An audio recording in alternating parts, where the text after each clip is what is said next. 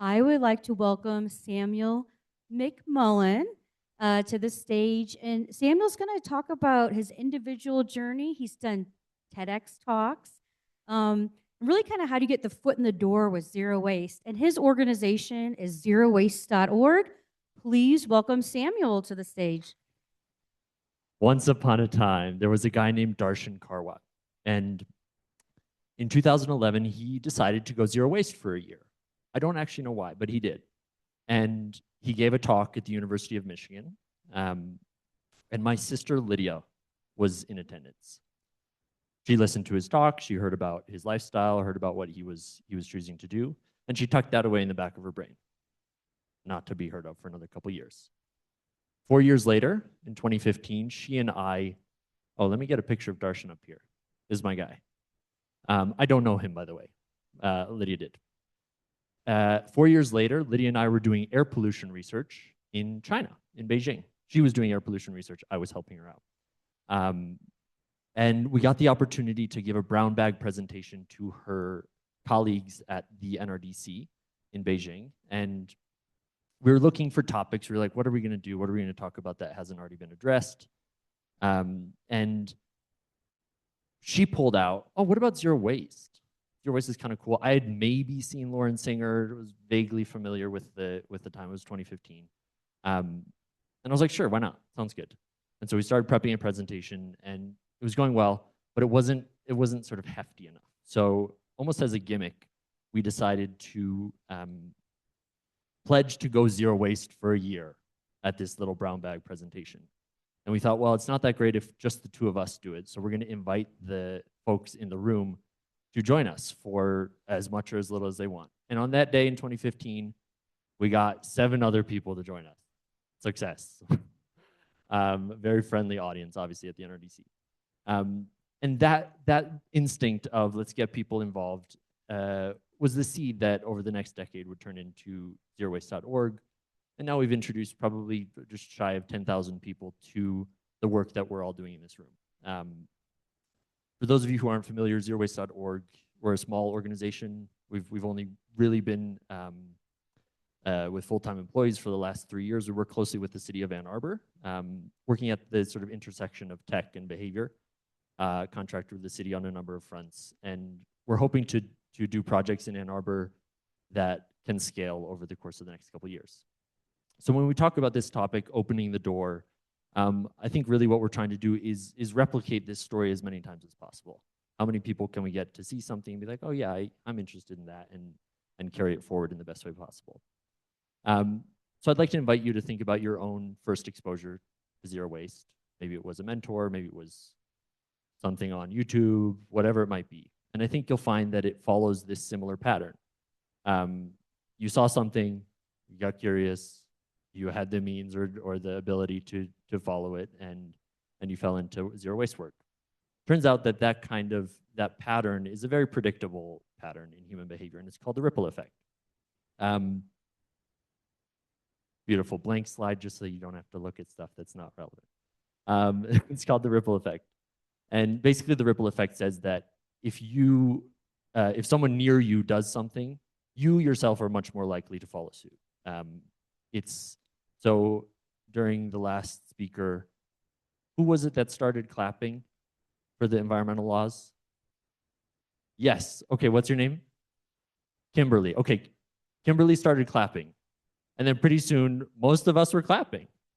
That's the ripple effect. It's if someone does something, you're just more likely to do it. But it goes beyond just auditoriums where like standing ovations and clapping are pretty obvious. It goes into, for instance, solar. So there were some scientists that did research on the question of if you're driving and you see solar panels in your neighborhood, are you yourself more likely to put solar panels on your house? And the answer was yeah, kind of by a lot. Who's your Darshan? There we go. The answer was yes, by a significant amount. Turns out that the behavior that we exhibit increases, or in the case of solar, increases the likelihood that the next solar installation in that zip code by 0.78%. Our behavior carries weight. It matters what we do, and it makes it meaningfully easier for other people around us to do that same behavior. so the question that came to mind when I saw this research was, okay, that's cool, but how far does that travel? And it turns out that it definitely impacts your friends. So there was a study that this is a much bigger data set. They tracked over 12,000 people over the course of 30 plus years, I think 32 years. And they looked at a range of behaviors. And they asked this question, how far does the ripple effect go? And the answer is that yes, you have a measurable impact on your friend's behavior. Your friend is likely to copy what you do across a wide range of behaviors. Turns out it's also true that your friends' friends are likely to copy what you do, a little bit less, but still statistically significant. And even your friends' friends' friends, as a rule of thumb, you can expect your behavior to ripple out 3 degrees through your social networks. For some behaviors, it's 6. For some behaviors, it's less. Smoking was less, kind of lucky there. But you can expect that your behaviors will have an impact far beyond your own social circle, which is kind of cool. It's very exciting for us in Zero Waste. So we wanted to sort of learn more about what does it take, what exactly does it take to make a ripple? And there are sort of 3 key components to the ripple effect. In order for a behavior to be a good candidate for a ripple effect, it has to be legible to others, it has to be visible. So obviously, if there's something hidden, it's hard to copy the people in your social network. But I think Zero Waste has a huge advantage on this front because a lot of the things that you have to do to implement Zero Waste as a lifestyle involve recruiting other people, doing things that are pretty visible, breaking from the norm in significant ways. So think about trying to get cheese at a deli counter. You have to bring your own container. You have to start a conversation. You have to be like, hey, listen, I'm trying to do this thing. Is there any chance you could put my cheese in this container? That's a pattern interrupt both for the person behind the counter and probably for the people around you. And there are lots of examples of zero waste behaviors that act that way. They're pretty obvious. They're pretty visible. The second ingredient for something to be a great ripple effect candidate is that it has to be desirable. So it can't be like, oh, putting your hands in your pockets or something sort of meaningless. It has to be something that people ascribe some sort of like, oh yeah, I like that. And luckily, people are overwhelmingly on our side. I've been having conversations about this for 10 years. I've met very few people across different ages, political identities that are fundamentally against zero waste as a concept. I think people are supportive. They want this to happen. So we have a really good shot at people seeing a zero waste behavior as like, oh yeah, that's kind of cool. I can get behind that. I think that's nice. This is also sort of the corollary of this is that that's why guilt and shame doesn't work that well because it makes it less desirable for people. People don't want to be seen as someone who is participating in guilt and shame. Anyway, so it has to be visible, has to be desirable, and then it has to just be like approachable enough that someone could see themselves doing it.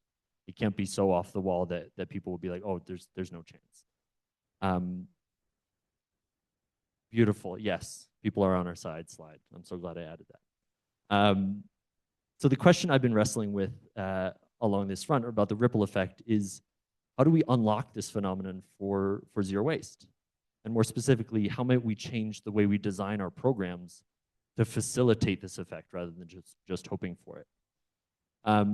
So I'm going to use one of our most recent program, as an example, little case study. We run a challenge with the University of Michigan where we ask people, hey, will you go zero waste for a week? They sign up, they say, yeah, I'll do it. And we support them with a series of emails and we run events and have prizes, all kinds of stuff that they get for committing to go zero waste for a week. So the question that we came into that, well, all right, the reason we run those challenges is that we find it's pretty effective at getting, once people have committed to something, pretty likely that they get more hungry for the information that we have. So whereas they might be like, oh yeah, I could use a zero waste tip here or there. Once they've committed, once they've said, yes, I'm trying zero waste for this particular week, they're much more likely to be like, oh no, give me the tip, I need help. So it increases people's hunger for the solutions that already exists. So we tried a couple things this last year with the challenge. And the first thing we tried was allowing people to join teams. Are there any Utah football fans here? No.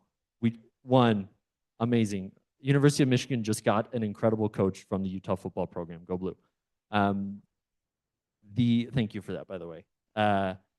The reason I bring up football is because no matter where I am traveling, I have a really hard time not saying Go Blue to someone wearing an M, a block M, Michigan's logo. And that's just because it feels really good to be on a team. It feels good to be affiliated. It's a nice environment to be in. So we had people join teams, and we offered them a chance to create a team or join an existing team. This could be clubs. This could be some classes made teams.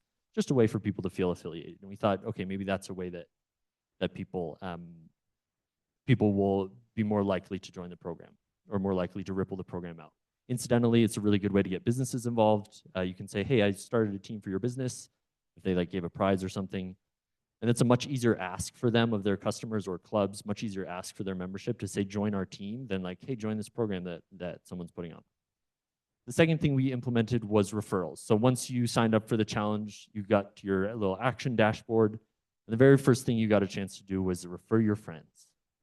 Now, not everyone is a connector, but there are some. So you all, Steve, probably a lot of you know Steve. Steve is this kind of person, and you'll be able to identify this in your networks. There are people who always have like, oh, you got a guy for that. You should be talking to this person. Oh, you know, that reminds me of this person. There are certain people for which connecting is a true joy. And so we just facilitated it. We gave them a little reward, and we gave them a way to do it. But 10% of people did it. We'll get to that in a second. And then the last thing, last but not least, was that we had people add their why. So once you sign up for the challenge, you're at sort of like peak emotional investment in this project. We had you document your why, document your motivation. And this did double duty for us because we asked people if we could share them, and most people did because they got extra points. And we listed those whys on the front page of the website, right as people are trying to sign up. So this functioned on a number of fronts. It solidified for people their own motivation, but it also gave people who were about to join the challenge a sense these were scrolling past. So it was basically an endless scroll of people's whys. It gave people a sense of people like me do things like this, which is something I stole from Seth Godin. He's a marketing genius. And his whole point is that we should assume that the script running in people's head on repeat is, do people like me do things like this? Do people like me do things like this? And this was a powerful way to say, yeah, bunch of people like you do things like this. Also, the little number at the bottom left there, help people feel safe. Because basically what we're looking for with behavior, what we're looking for with the ripple effect, is that something is permissible, that it's possible, that other people are doing this, that we're not out on a limb here, that we're sort of herd animals in that way. Okay, so what changed because of these tweaks? The program, there we go. The program had about 1,300 people join, which represented a doubling in participation from the year before. And here, I don't know if you can see it. Do I get a little pointer here? Yeah, nice. Okay, so you can see people who share a team, share a color, and people who were referred have these little light gray lines. I don't know if that's visible for everyone, but there are little lines here. And I just want to take a brief tangent and dive into the two flavors of teams that we saw. So the first one was this. Big, messy network, a lot of referrals from a lot of different people. This is a very close-knit social group as a club on campus. It's called the Trash Club. They're great, phenomenal. So that was more of like a messy network, a tight-knit group. And then there was the like popular kid phenomenon, where it was this one person referred basically this whole team, right? That's Steve. That's the connector, right? That's a certain kind of person. And so when you look at this data another way, you see that team captains and connectors account for a really tiny little portion here, so less than 10%, but they drag behind them 43% of the total participation. Those are really powerful. That was sort of how we got to this doubling of participation through just incentivizing the ripple effect. Now, the natural question that comes up is like, oh, these people are probably just joining for prizes, right? This is just kind of you've given them an incentive and someone forced them to do it. The popular kid forced them to do it, and so they're just doing it. This was a question that had haunted me for years as we were building out these programs, sort of slowly over the last decade. And we partnered with someone at the University College of London to study this. She did her grad thesis on it to see if, like, are people actually getting involved? Are people actually taking stuff away from these programs? And I will go through this. Basically, people doubled their open rate, email open rate. People were very invested in the challenge material. We ended up putting trivia at the bottom of the email to assess that as well. People were quite satisfied with the program, and 100% of people reported that they changed a habit. Okay, social science, we're self-reporting. You have a bias to do that, but nonetheless, 100% of people she studied, she I think talked to 95 people or something that had done these programs, and then the average change in habit was 4 habits 2 years later. So people were really picking up meaningful differences, and anecdotally, that tracked with what we had seen with residents of Ann Arbor who reported, oh yeah, and I basically don't take my trash out anymore. I take my trash out like maybe once every 2 months, which is fascinating. The other interesting thing that came from this research was that social connection really helps. People with friends in the challenge had a statistically significantly higher change in habits than people who didn't. So that's where you sort of reinforce the team connection. And then participants reported that they were able to successfully influence those in their household. This is awesome. This is good news for us. So my hope for you is that if you're in a position to build programs, outreach programs, just to try one of these things. Now, we got pretty technical with it, but this is totally doable with like Google Forms, MailChimp, whatever you had. If you have a technical person on your team, my phone number and email are on the last slide. I would love nothing more than to chat about how to implement this. That's my life. So yeah, just try one of these out. You could do teams, give people a way to participate as a group, give people like Steve a way to refer others in and give them a little reward for it, or just have people share why they're in your program and show that to people who are considering, maybe I'll join this program. But beyond just these tactics, let's get to another blank slide, nice. Beyond just these tactics, what does the ripple effect mean for our broader work in zero waste? And I think a couple things. I think leaning into the ripple effect gives us permission not to reach everyone. We no longer have to single-handedly be responsible for delivering the message to enough people that it tips the scales. Instead, we can just rely on other people to bring that, to spread the word themselves and bring it to their community as a much more trusted messenger than we could ever be. And related to that, I think it gives us permission to invest in the people that are already on our team, are already showing up, rather than always chasing that next person. The next person, we should make it very easy for them to come. But I think the ripple effect gives us permission to invest deeply in those that are already here. And when I reflect on what, let's get my guy up here again. There we go. When I reflect on what Darshan gave Lydia and me back in 2011, it wasn't specific directions or a prescribed set of behaviors. It was more of a compass and a map sort of orientation. So the question I'd like to leave us with as we go into our sessions is, how might we give people more ownership of this mission and empower them to grow and shape the work alongside us, rather than prescribing particular behaviors that we want them to adopt? Because I think ultimately that will give us a better chance of facilitating this ripple effect and having people own the mission in their own communities, rather than having us try to dictate it. Because I don't think our job necessarily is to pull people through this door, but instead to create the conditions that make them feel excited to step through the door themselves, right? And I believe, like I showed before, I believe that there are a lot of people on our side, and that by building intentionally for this ripple effect, we can shape their social landscape in ways that make it easier for them to get on board, which in turn will make all of our policy and systemic wins that much easier to come by. So in closing, big thank you. Thank you to Race to Zero Waste for organizing this. Thank you to the sponsors. Thank you to Park City for hosting us. I'm really excited for this conference and to share space with you. Thank you all for bringing your expertise and energy to this room. I'm really delighted to be learning alongside you.